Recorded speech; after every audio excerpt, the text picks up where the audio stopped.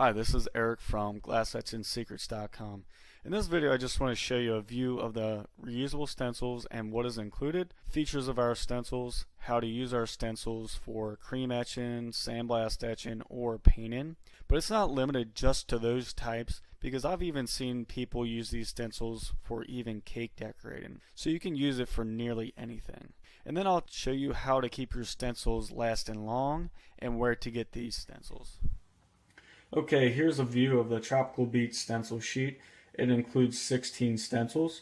It has a palm tree looking over a beach scene, 2 seagulls, 2 sandals, 2 beach sand footprints, a cloud with a seagull, 2 tropical flowers, 2 fish, a beach chair and umbrella, snorkeling equipment, a sailboat, and a lighthouse. To give you a rough idea of each individual stencil size, this whole sheet measures about 5 inches wide by 8 inches tall. I will also provide a link in the description to the listing which says the dimensions of each stencil in detail. That will give you kind of an idea of if they fit your glass or project. And at the time of this video, we are also including a free disc with tutorials on how to etch glass and various free patterns that you can use. Though down the road we may offer these freebies an electronic download if we find out that's easier for people.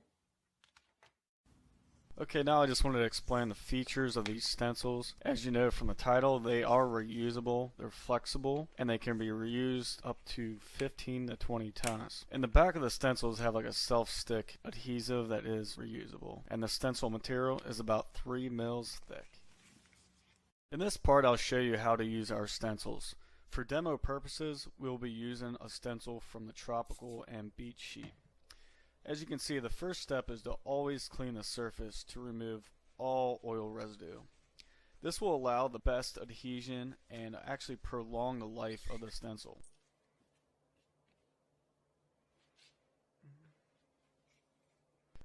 Now you simply peel off the desired stencil from the carrier sheet.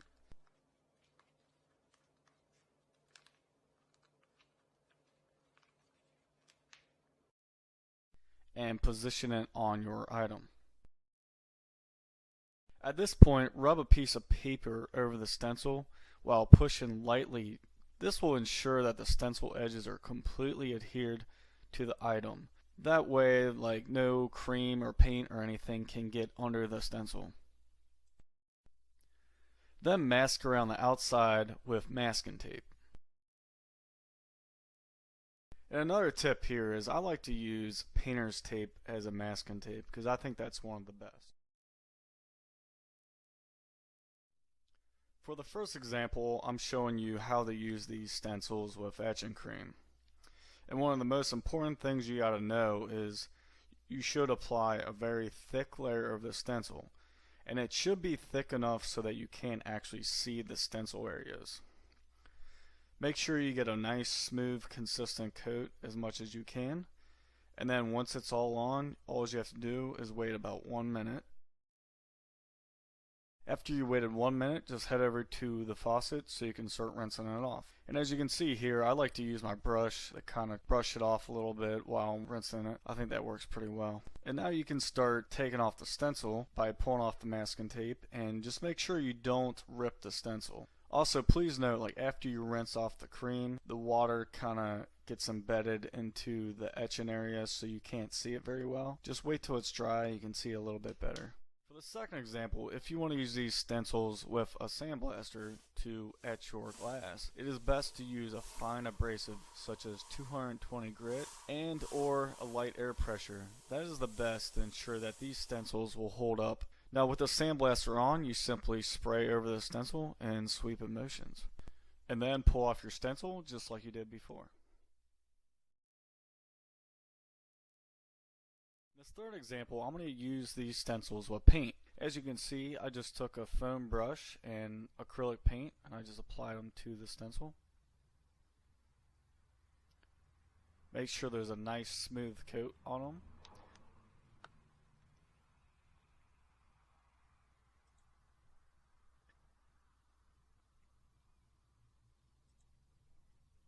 Then take a razor blade and just pull off the stencils. And one tip here is I found that spray paint doesn't really work well because it usually ends up getting under the stencil. So you want to be sure to use some kind of water-based paint. To make sure your stencils last a long time, it's a good idea to kind of lightly rinse off the stencil and then wait a little bit for it to become dry so the adhesive gets tacky again. Then place it back on the carrier sheet to protect the backing. Thank you for watching this video. If you're looking for where to get these stencils, you can find them in a link in the description to Amazon where we sell these along with the freebies that are included. So please check the link in the description and feel free to ask me any questions in the comments below. Thanks.